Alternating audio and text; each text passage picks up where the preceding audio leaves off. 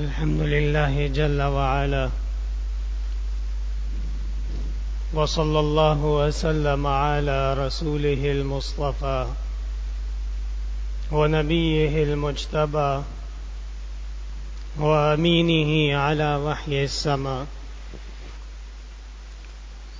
وعلى آله النجبى وأصحابه الأتقياء، أفضل الخلائق بعد الأنبياء،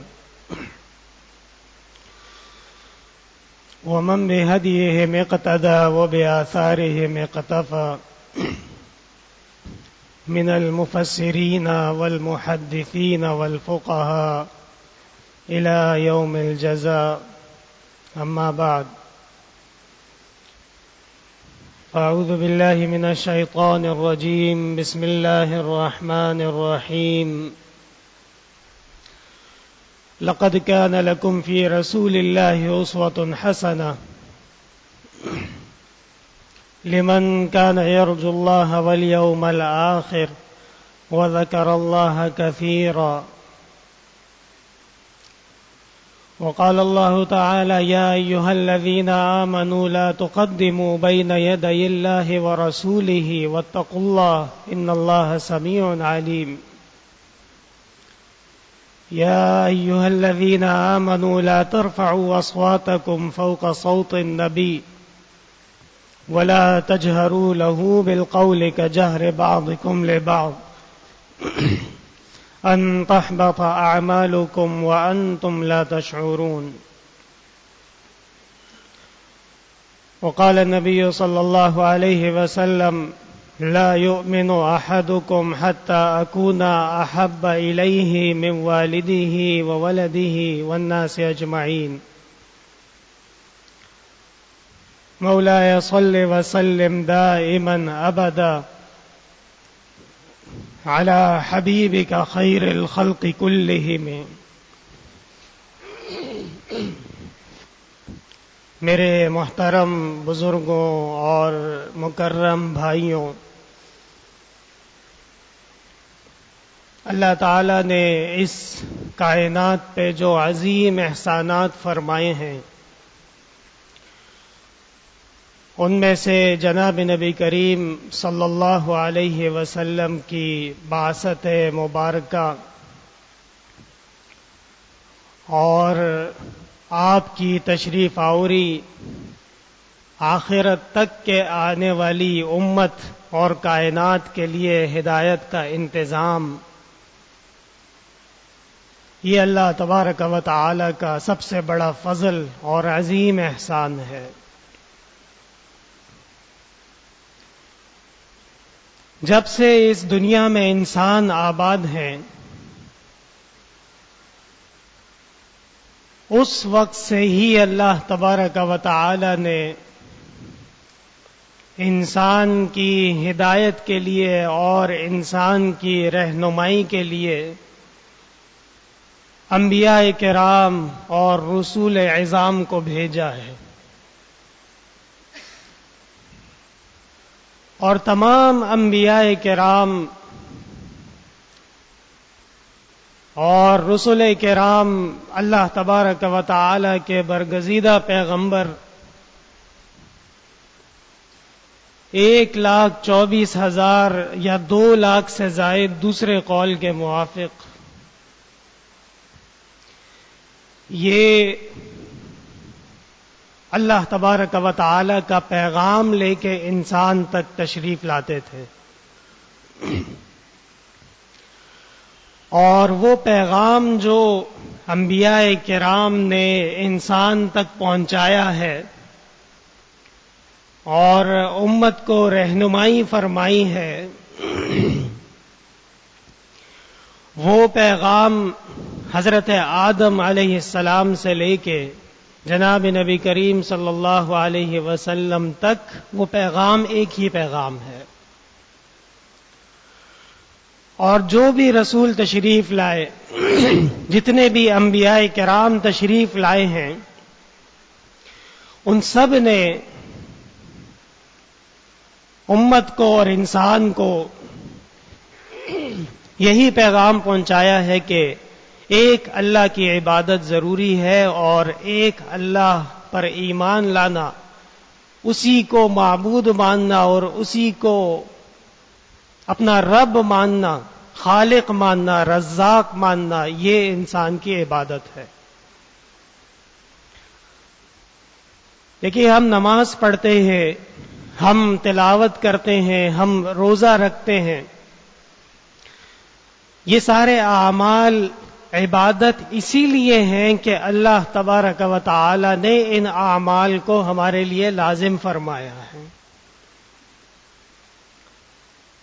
ورنہ ایک شخص ایمان کی حالت میں نماز پڑھ رہا ہے اور دوسرا شخص صرف دکھانے کے لیے کفر کی حالت میں نماز کی اوپر نیچے ہو رہا ہے، دیکھنے والے کو بظاہر کوئی فرق معلوم نہیں ہوتا ہے، لیکن ایک کی نماز وہ مسلمان کی نماز ہے، وہ مقبول ہے، بہترین نماز ہے، اور دوسرے کی نماز وہ نماز ہی نہیں ہے، بلکہ اسے اٹھک بیٹھک کہا جائے گا۔ حالانکہ عمل دونوں کا ایک جیسا ہے، اس لیے کہ اللہ تبارک و تعالی کے احکام کو جو مانتا ہے، تسلیم کرتا ہے، اور یہ بات اس کو مسلم ہے کہ اللہ تبارک و تعالی ہی بادشاہ ہیں، اللہ تبارک و تعالی ہی مالک ہیں، اور انہی کا فیصلہ اٹل ہے اور حتمی ہے۔ اب جو یہ سجدہ اور نماز پڑھے گا تو اس میں اللہ تبارک و تعالی کی محبت، رضا اور اللہ تبارک و تعالی سے رجوع شامل ہے۔ اور جو شخص ایمان کی دولت سے مالا مال نہیں ہے، کافر ہے،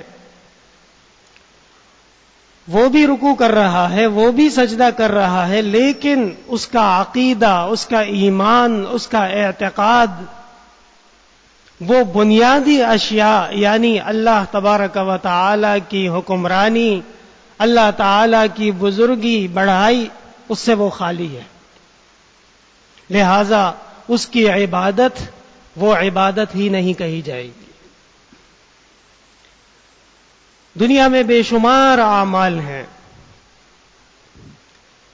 جس کے اندر اخلاص کا ذکر یا اخلاص کا وجود وہ بنیاد کی حیثیت رکھتا ہے، اور اگر اس عمل کے اندر اخلاص شامل نہ ہو، خواہ وہ صدقہ ہو، خواہ وہ کسی کی مدد کرنا ہو، خواہ وہ کسی کی شادی کرانا ہو، یہاں تک کہ وہ حج اور عمرہ ہی کیوں نہ ہو،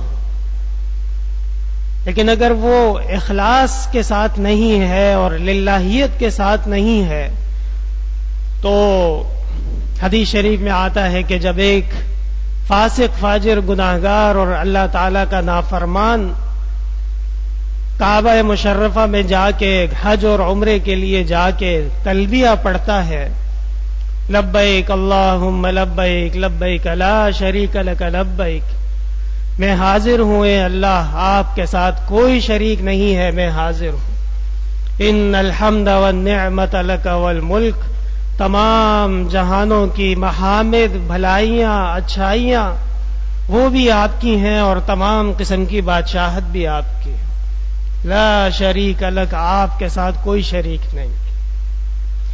یہ ہے مسلمان مومن کے کلمات اور یہ ہے مسلمان مومن کا اعتقاد۔ اس لیے کہ اگر دل میں ایک بات ہے اور زبان پہ دوسری بات ہے تو ایسے کو تو پھر منافق کہا جاتا ہے۔ اور اللہ تبارک و تعالی نے مومن کی یہ شان رکھی ہے کہ وہ برملا علی الاعلان، یا اگر حالات اور حکمت کا تقاضا ہو تو سرن ہی کیوں نہ ہو حق کا ساتھ دے گا اور باطل کو باطل سمجھے گا۔ جناب نبی کریم صلی اللہ علیہ وسلم 13 سال تک مکہ مکرمہ میں تشریف فرما رہے، آپ کی نبوت اور رسالت وہ پورے عالم کے اندر چمکنے اور دمکنے کے لیے تیار ہے، لیکن کفار اور مشرکین اہل مکہ کی جانب سے بہت زیادہ تکالیف کا سامنا کرنا پڑا. اور جب آپ صلی اللہ علیہ وسلم مدینہ منورہ ہجرت فرما کے تشریف لے گئے تو اس کے بعد پھر کفار کی اصلاح، کفار کی تنبیہ اور ضروری کارروائی جناب نبی کریم صلی اللہ علیہ وسلم نے پوری حیات مدنی وہ جہاد سے اور کفار کے ساتھ محاذوں سے لبریز پڑی ہے. بدر سے شروع ہو کے آپ خندق تک اور حنین تک، احزاب تک چلے جائیے، ہر جگہ پہ کفار کو ایسا دھول چٹائی ہے اہل اسلام نے، اور کفار کو یہ بات باور کرائی گئی ہے کہ صرف زبانی جمع خرچ نہیں بلکہ یہ ایک حقیقت ہے اور اس کو تسلیم کرنا یہ انسان پر لازم ہے. ایسا دین اسلام کے علاوہ کائنات میں کون سا ہوگا جس میں باقاعدہ دعوت کے بھی آداب ہیں،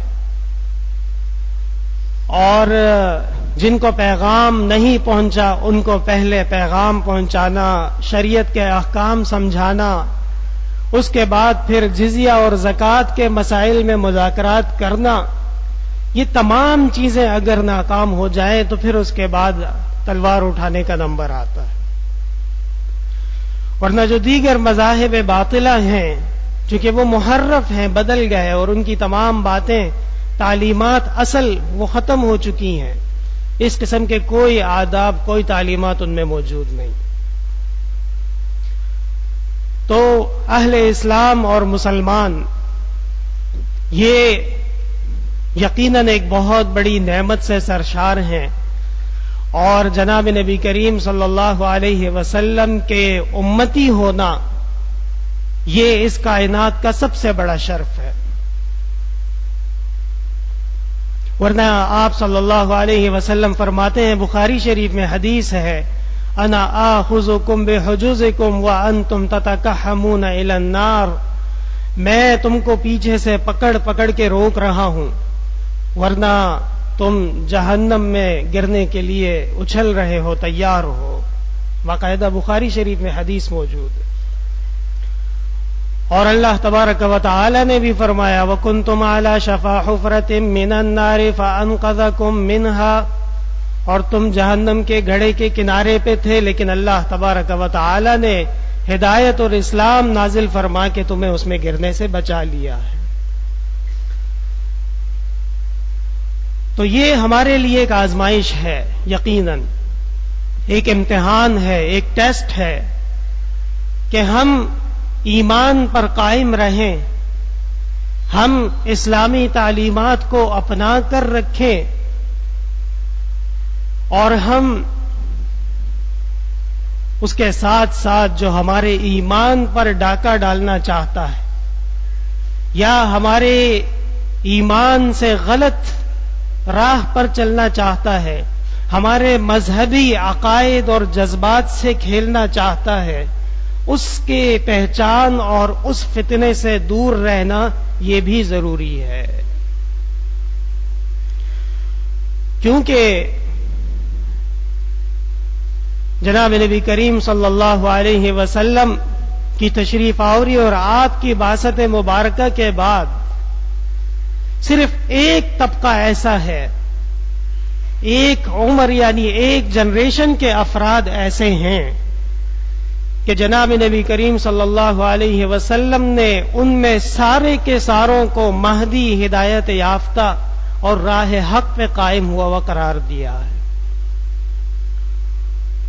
ان لوگوں کو صحابہ کرام کہتے ہیں جو جناب نبی کریم صلی اللہ علیہ وسلم کے سپاہی، آپ کے شاگرد، آپ کے ساتھی اور آپ کے احباب اور دوست بھی تھے. اللہ اللہ فی اصحابی لا تتخذوہم غرضا من بعدی، اللہ کے رسول اللہ کا واسطہ دے رہے ہیں کہ میرے صحابہ سے کوئی غرض نہ رکھنا.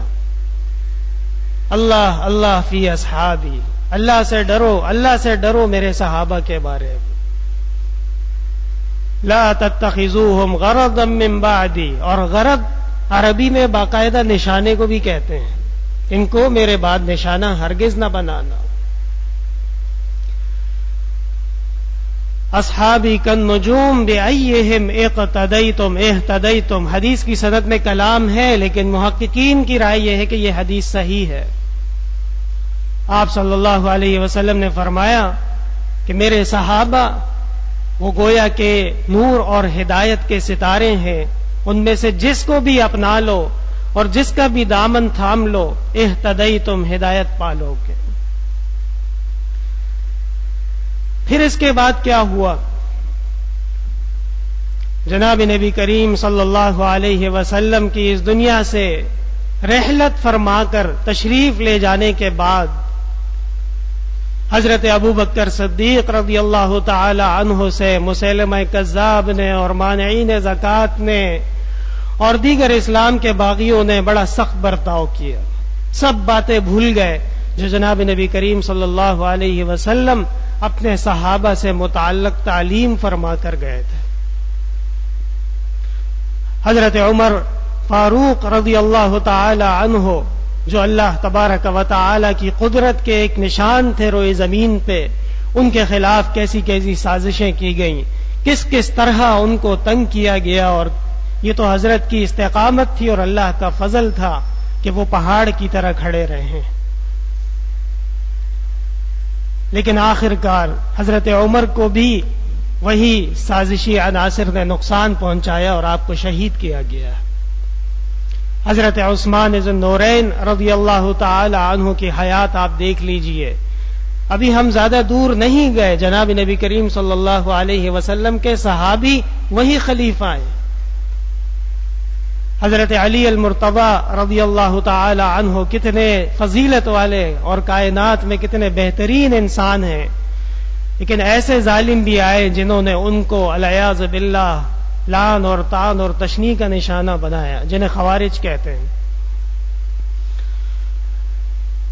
تو ہم تو 1442 سال کے بعد اس دنیا میں اور اس کائنات میں موجود ہیں.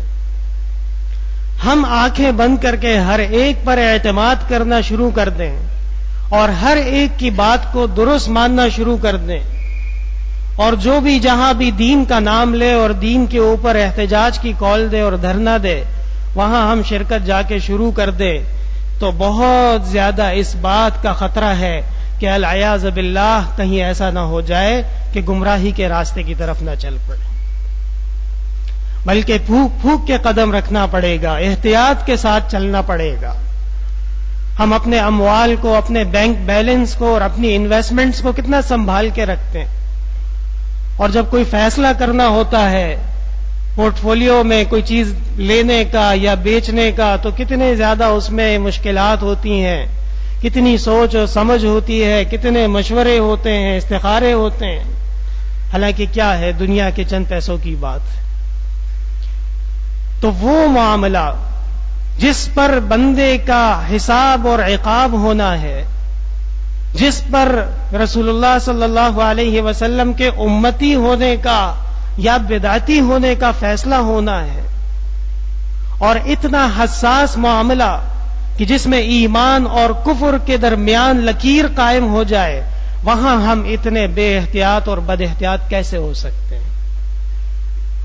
بلکہ ضروری ہے کہ ہم اصل دین اسلام جو اللہ تبارک و تعالی کا نازل کیا ہوا دین ہے، وہ دین اسلام جو جناب نبی کریم صلی اللہ علیہ وسلم نے صحابہ کو سکھایا ہے، وہ دین اسلام جو صحابہ سے ان کے خیر خواہوں نے اور شاگردوں نے سیکھا ہے، وہ دین اسلام جو صحابہ کو اپنے اسلاف اور بزرگی کا درجہ دینے والے ائمہ نے ہم تک پہنچایا ہے، اس دین اسلام کو فالو کرنا ہے اور اس کے پیچھے چلنا ہے.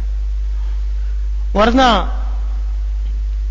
جو مسلمان کا ایمان ہے، یہ مسلمان کے پاس سب سے بڑی دولت ہے. کچھ بھی ہو جائے اور دنیا ادھر سے ادھر ہو جائے، لیکن ایک مسلمان کا ایمان، اس پر وہ کوئی سمجھوتا، کوئی کمپرومائز، کوئی لین دین نہیں کر سکتا. ایمان کہتے ہی اس کو ہیں جس پر حتمی ایک دفعہ فیصلہ ہو گیا. اور انسان کے پاس جو سب سے زیادہ قیمتی شے ہوتی ہے، سب سے زیادہ ویلیوبل شے ہوتی ہے، اس کی حفاظت اتنی ہی زیادہ مشکل اور اتنی ہی زیادہ ضروری بھی ہوتی ہے.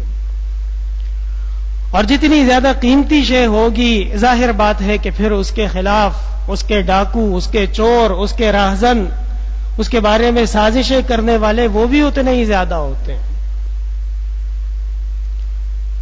ابلیس کو جب راندہ درگاہ کیا گیا اور اللہ تبارک و تعالی کی طرف سے اس پر لعنت ہوئی اور اس کو جنت سے نکال دیا گیا،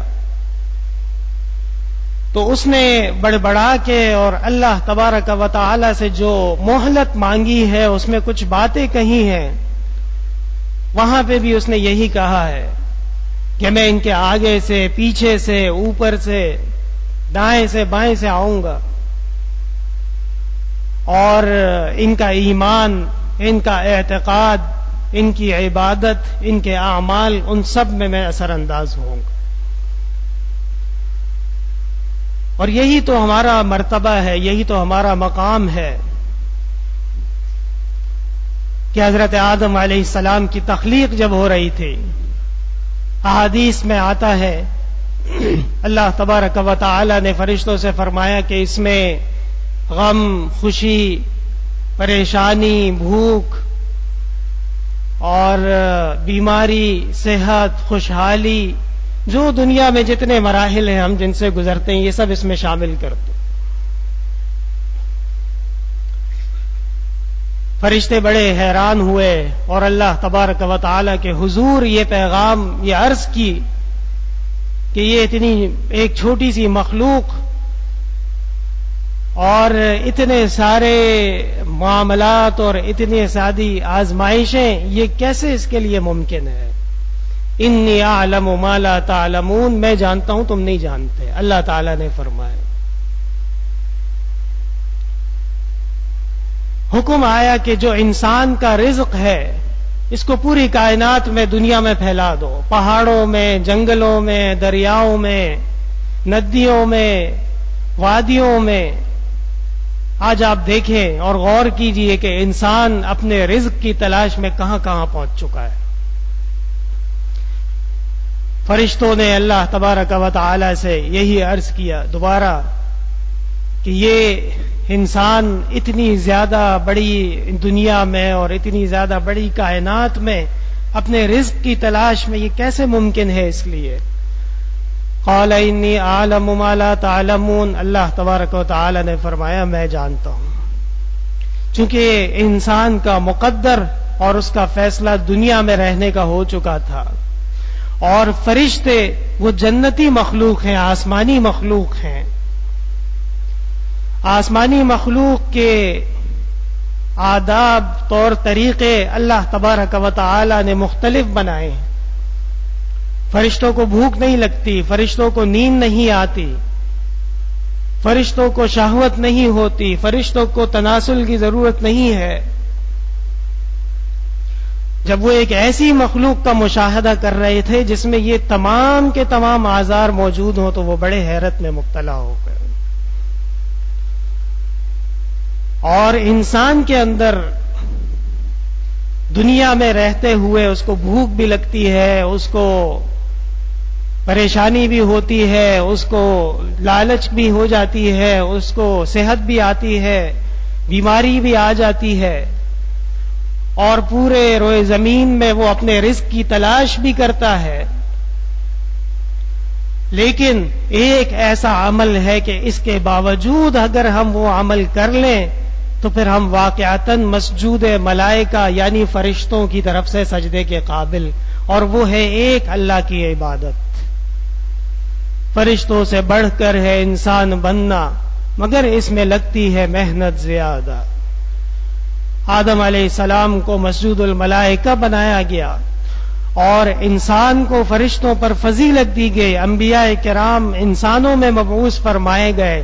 اس کی یہی وجہ ہے کہ اگر آزمائش ہے، اگر امتحان ہے، تو پھر اس کے بعد انعام بھی بہت بڑا ہے. تو میرے محترم بھائیوں، یہ ہمارے ایمان کا تقاضا ہے کہ ہم جناب نبی کریم صلی اللہ علیہ وسلم سے محبت اور عشق اور آپ سے ایسا تعلق قائم کریں جو واقعتاً ایک مسلمان امتی کا ہوتا ہے.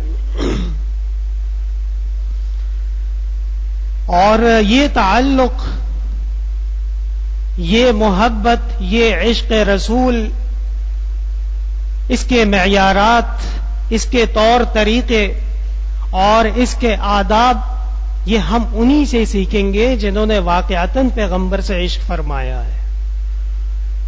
کیونکہ ہم ایک دینی کام کر رہے ہیں، ایک ہم دینی عمل کر رہے ہیں، اور دین اسے کہتے ہیں جو وحی اور شریعت سے ثابت ہوتا ہے. جو ہم اپنی طرف سے بنائیں یا ہم کوئی نئی بات کہہ لیں، دنیا کا کوئی بھی عمل کر لیا جائے اس کو دین نہیں کہا جا سکتا، بلکہ دین، ان الدین عند اللہ الاسلام، اللہ تعالیٰ کے ہاں دین وہ اسلام کا دین ہے. اور فرمایا وَمَن يَبْتَغِ غَيْرَ الْإِسْلَامِ دِينًا، اور جو اسلام کے علاوہ کسی اور کو دین قرار دے یا دین سمجھے یا دین جانے، فَلَن يُقْبَلَ مِنْهُ، وہ بالکل قابل قبول نہیں ہوگا. تو ہمیں جس طرح ہم نماز پڑھنے لگتے ہیں تو پہلے شریعت کے احکام کا خیال رکھتے ہیں، اور ہم دیکھتے ہیں کہ بھئی نماز سے پہلے وضو ہونا ضروری ہے، یہ شریعت کا حکم ہے. نماز سے پہلے کپڑوں کا پاک ہونا ضروری ہے، یہ شریعت کا حکم ہے. نماز سے پہلے نیت کا درست ہونا ضروری ہے، یہ شریعت کا حکم ہے. تب جا کے جو نماز پڑھی جائے گی وہ نماز عبادت والی نماز کہلائے گی. تو شاعر نے تو عشق رسول کو، جناب نبی کریم صلی اللہ علیہ وسلم سے محبت کو اور آپ سے تعلق کو کس طرح بیان کیا ہے. نمازیں جب قضا ہوں پھر ادا ہوں، نگاہیں جب قضا ہوں کب ادا ہوں. وہ آتا ہے روایات میں کہ جناب نبی کریم صلی اللہ علیہ وسلم اپنے آخر عمر مرض الوفات میں اپنے حجرے مبارک کا پردہ ہٹا کے باہر دیکھتے تھے تو صحابہ کرام آپ کی طرف دوڑ کے آتے تھے، آپ کی طرف متوجہ ہوتے تھے. ان میں سے بعض نے شاید نماز بھی چھوڑ دی ہو، تو شاعر نے کہا نمازیں جب قضا ہوں پھر ادا ہوں، نگاہیں جب قضا ہوں کب ادا ہوں. ایک عاشق، اس نے شعر کہا اگر آتر کے شیرازی بدستارت دل مارا، زخال ہند تو بخشم سمرقند و بخارا را. اگر میری معشوقہ اور میری محبت وہ میرے پاس آ گئی اور مجھ سے ملاقات ہو گئی تو میں اس کے ٹیکے کے لیے، یعنی وہ جو زیور پہنا جاتا ہے، اس کے لیے صرف اس کے بدلے میں سمرقند اور بخارا دونوں قربان کر دوں گا. سمرقند اور بخارا کے بادشاہ کو پتا چلا کہ میرے شہر وہ تو ایک محبوبہ کے ایک ٹیکے کے اوپر قربان ہونے والے ہیں. اس نے بلایا عاشق کو اور اس سے کہا کہ تم کون ہوتے ہو میرے شہر کو اور میرے علاقے کو محبوبہ پر قربان کرنے والے؟ یہ میری محنت ہے اور یہ میرے بڑوں کا شہر ہے. عاشق کھڑا ہو کے بات سنتا رہا، اور جب بادشاہ کی بات مکمل ہو گئی تو کہنے لگا میں نے اپنا شعر بدل لیا ہے. آپ سمرقند اور بخارا پر دعویٰ رکھتے ہیں لہذا میں نے شعر بدل لیا ہے. اگر آتر کے شیرازی بدستارت دل مارا، اگر وہ محبوبہ میرے ہاتھ میں میرے پاس آ گئی، برائے یک نظر دل بر ببخشم ہر دو عالم را، تو میں ایک نظر دیکھنے کے لیے آسمان اور زمین قربان کر دوں گا. تو آپ سمرقند اور بخارا کے مالک ہیں، آپ وہ رکھیے، میں آسمان اور زمین اس کے اوپر قربان کرنا چاہتا ہوں. عشق ایسا ہوتا ہے، محبت ایسی ہوتی ہے کہ بادشاہ اٹھا اور اس کے احترام میں اور اعلان کیا کہ واقعی یہ سچا عاشق ہے. جناب نبی کریم صلی اللہ علیہ وسلم سے عشق اور محبت کے تقاضے وہ انسان کے اپنے نفس سے شروع ہوتے ہیں. اپنا بدن، اپنے اعمال، اپنے اطوار، اپنی عادات، اپنے اخلاق، یہ ہمیں سر تا پا سنت نبویہ کے موافق کرنے پڑیں گے، تب ہم داعی بنیں گے اور تب ہم اس مقام پر پہنچیں گے کہ جناب نبی کریم صلی اللہ علیہ وسلم کی محبت کا دعویٰ دوسروں کو باور کرائیں گے.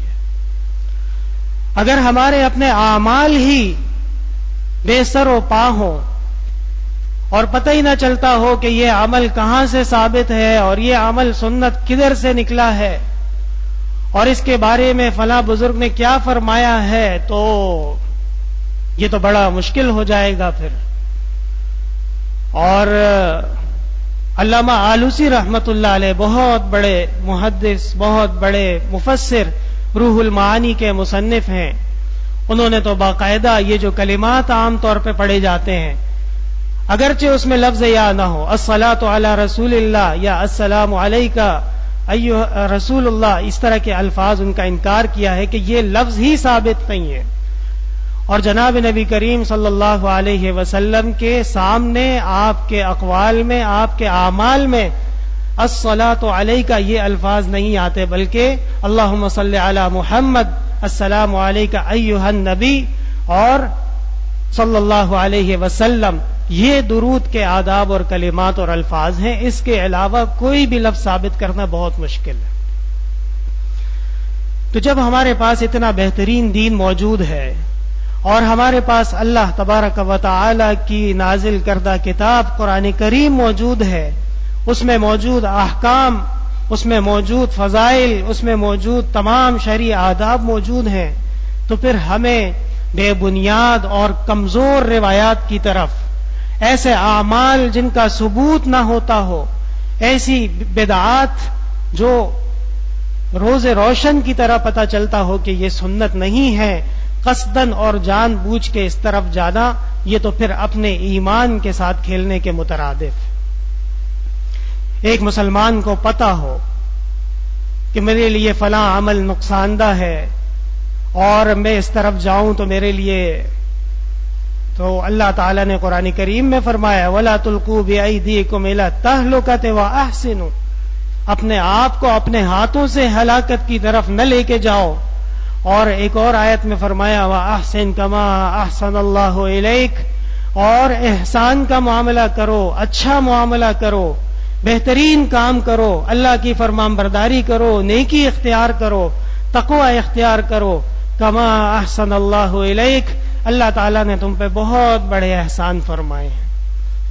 ایک پانی کے قطرے سے ایک گوشت کا لوتھڑا اور پھر اس میں ہڈیاں اور اس میں روح کا آنا اور پھر دنیا میں آنا، اور اتنا زبردست سورہ کہف میں جو وہ مومن نے تقریر کی ہے اس میں فرمایا ثم سواک رجلا، آج تم پورے کے پورے آدمی بن کے میرے سامنے کھڑے ہو. یہ اللہ تعالیٰ کا فضل ہے، یہ اللہ تعالیٰ کا احسان ہے. اس کے بدلے میں ہم کیا کر رہے ہیں، ضروری ہے کہ ہم اپنا مشاہدہ کریں. هل جزاء الاحسان الا الاحسان، یقیناً احسان کا بدلہ احسان ہے، فضل کا بدلہ فضل ہے. اللہ تعالیٰ کی نعمت کا بدلہ شکر ہونا چاہیے. فَبِأَيِّ آلَاءِ رَبِّكُمَا تُكَذِّبَانِ، اور اگر کوئی سنت پر عمل نہ کرے، اگر کوئی اللہ تبارک و تعالی کے بتائے ہوئے راستوں سے ہٹ کر دوسرے راستوں پہ چلے، اگر کوئی بدعات کو اپنائے، تو پھر یہ کیا ہے، اس کو دوسرے الفاظ میں ہم ناشکری کہتے ہیں. اور ناشکری بعض مقامات پہ انسان کے کم ظرفی کا اظہار کرتی ہے، انسان کی کم عقلی کا اظہار کرتی ہے. لیکن یاد رکھیے، جب معاملہ خالق اور مخلوق کا ہو، جب معاملہ مالک اور بندے کا ہو، تو پھر ناشکری کفر کے مترادف بھی ہو سکتی ہے. اسی لیے کفار، یعجب الکفار قرآن کریم میں آتا ہے، کسان کے لیے کفار کا لفظ آتا ہے. یہ عجیب بات ہے. اور عام طور پہ کہتے ہیں کہ جو کسان ہوتا ہے بڑا ناشکرا ہوتا ہے. جتنی بھی اعلیٰ فصل آ جائے اور جتنی بھی بہترین اس کی کاشتکاری ہو، ہمیشہ وہ کہیں نہ کہیں آپ کو نظر آئے گا کہ وہ اپنا رونا دھونا کر رہا ہے. عربی میں اس کو کہتے ہی کفار ہیں، یعنی ناشکرا. تو میرے محترم بھائیوں، ناشکری کا یہ مطلب نہیں العیاذ باللہ کہ ایک بندہ عبادت چھوڑ دے. یہ صرف ناشکری نہیں، بلکہ ناشکری سنت کو چھوڑ دینا، ناشکری پتہ ہو کہ یہ عمل درست نہیں ہے اور اس میں لگے رہنا، ناشکری ایک گناہ کو بار بار کر لینا، ناشکری اللہ تبارک و تعالی کے احسانات کے بدلے عبادت کا نہ کرنا، یہ ناشکری ہے. شیخ سعدی علیہ الرحمہ بہت بڑے عاقل اور ایک بہت بڑے اسلامی اسکالر گزرے ہیں. وہ فرماتے تھے کہ ایک انسان پہ ایک سانس میں 3 شکر واجب ہو جاتے ہیں. سانس اندر گیا یہ اللہ کا احسان، اندر جا کے انہوں نے آپ کو فرحت دی، آکسیجن ملی یہ اللہ کا احسان، اور پھر وہ خیریت سے باہر نکلا یہ بھی اللہ کا احسان. العیاذ باللہ اللہ تبارک و تعالی حفاظت فرمائے. جو مریض ہیں اور جن کو سانس کی تکلیف ہو ان سے آپ پوچھئے کہ سانس لینا کتنا دشوار ہو جاتا ہے. تو ہمارے پاس الحمدللہ صحت ہے، ہمارے پاس اللہ تعالیٰ کا فضل ہے کہ ایمان جیسی دولت ہے. ہاں ایک کمی ہو رہی ہے جسے اعمال کہتے ہیں.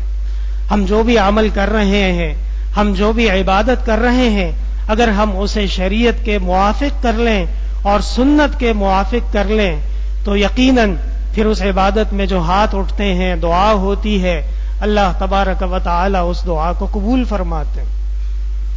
وقال ربکم ادعونی، اللہ تبارک و تعالی فرماتے ہیں مجھے پکارو، استجب لکم، میں دعا قبول کروں گا.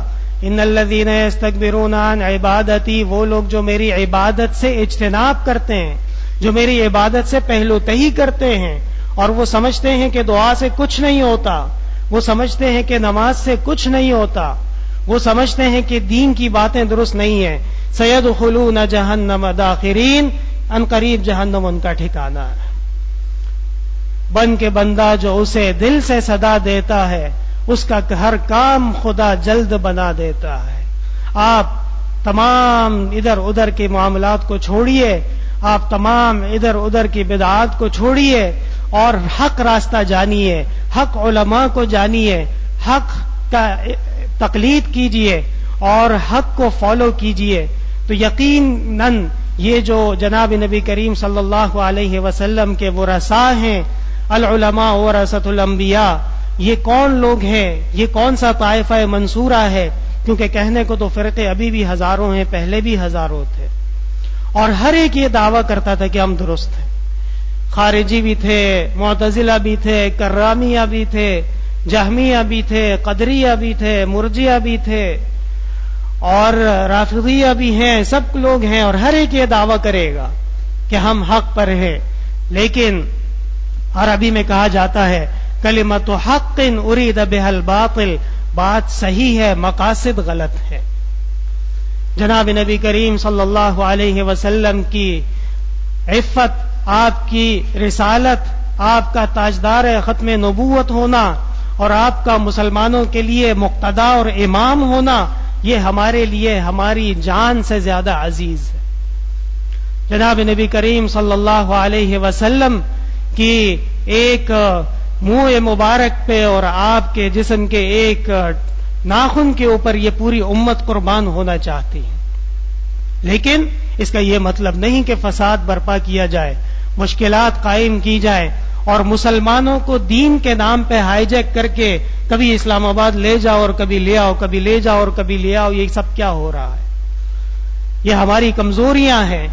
اور وہی لوگ جو اہل حق علماء کی ذرا ذرا سی حرکتوں پر نظر رکھتے ہیں اور ان کو بڑی فکر ہوتی ہے، کیونکہ جہاں اصل کام ہوتا ہے اور جہاں حقیقتاً کام ہوتا ہے وہ دشمن کو بھی پتا ہوتا ہے.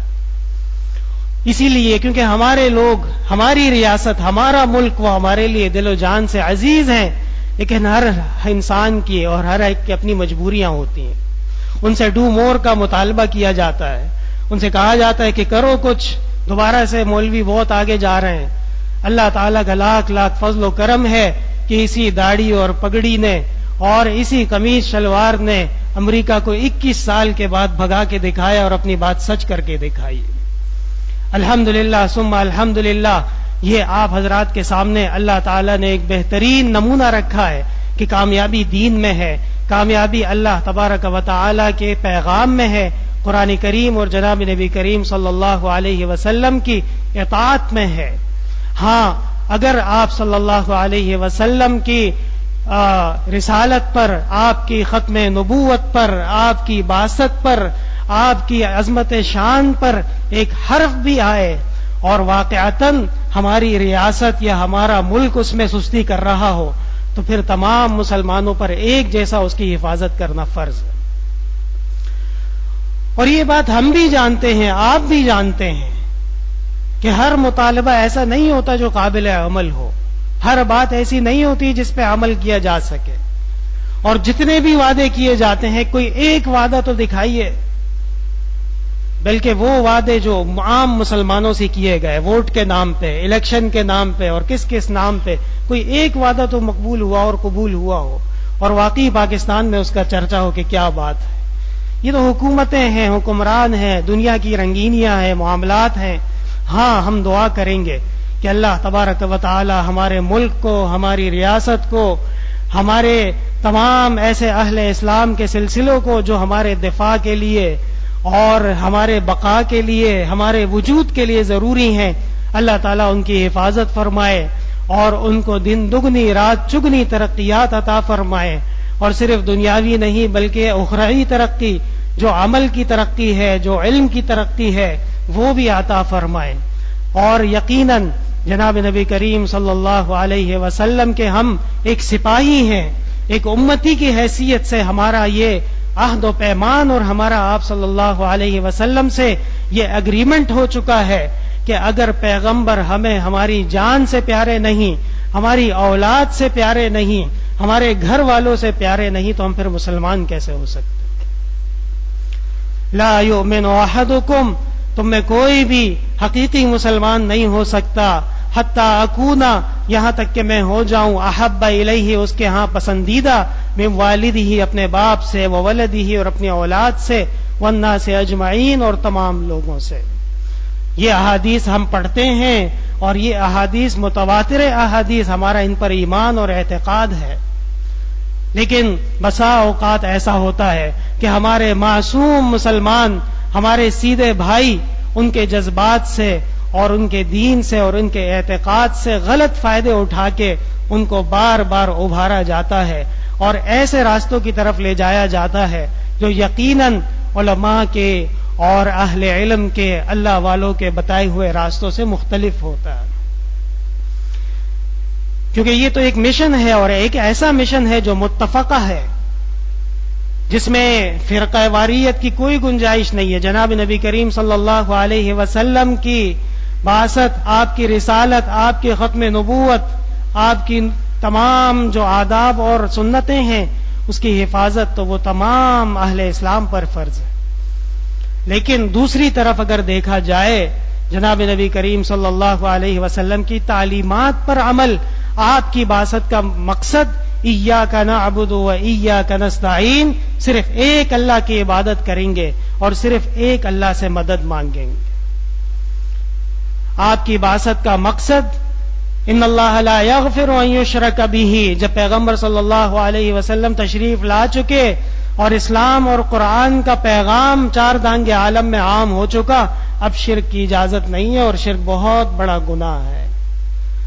آپ صلی اللہ علیہ وسلم کی بعثت کا مقصد وما آتاکم الرسول، جو تمہیں رسول نے سکھایا اس کو پکڑو لازم، وما نہاکم عنہ فانتہوا، اور جس چیز سے رسول اللہ صلی اللہ علیہ وسلم نے تمہیں روکا اس سے رک جاؤ، یہ تمہارے لیے ضروری ہے۔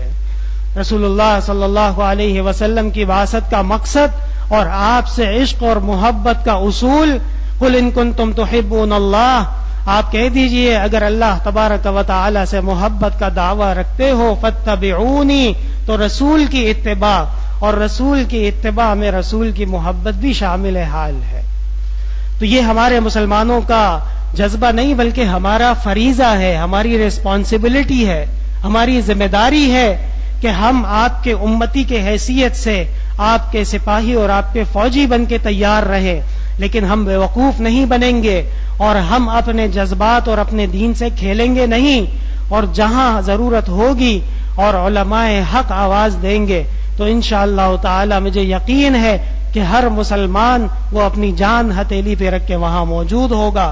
لیکن میرے محترم بھائیوں، جیسے کہا جاتا ہے کہ لِكُلِّ شَيْءٍ آفَةٌ وَلِلْعِلْمِ آفات، کہ ہر چیز کے لیے ایک آفت ہوتی ہے، لیکن علم اور علم کے مقام، علم کے مرتبے اور علم والا دین، اس کے لیے بہت ساری آفتیں ہیں۔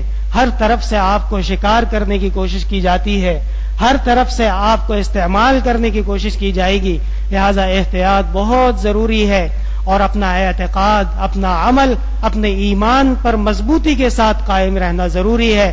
فاستقم کما امرت ومن تاب معک، اے پیغمبر آپ بھی مضبوطی کے ساتھ قائم رہیں اور جو آپ کے ساتھ لوگ ہیں وہ بھی قائم رہے، ولا تطغوا، اور بالکل بھی راستے سے نہ ہٹیے گا۔ اللہ تبارک و تعالی اہل ایمان کو استقامت عطا فرمائے۔ وآخر دعوانا ان الحمد للہ رب العالمین۔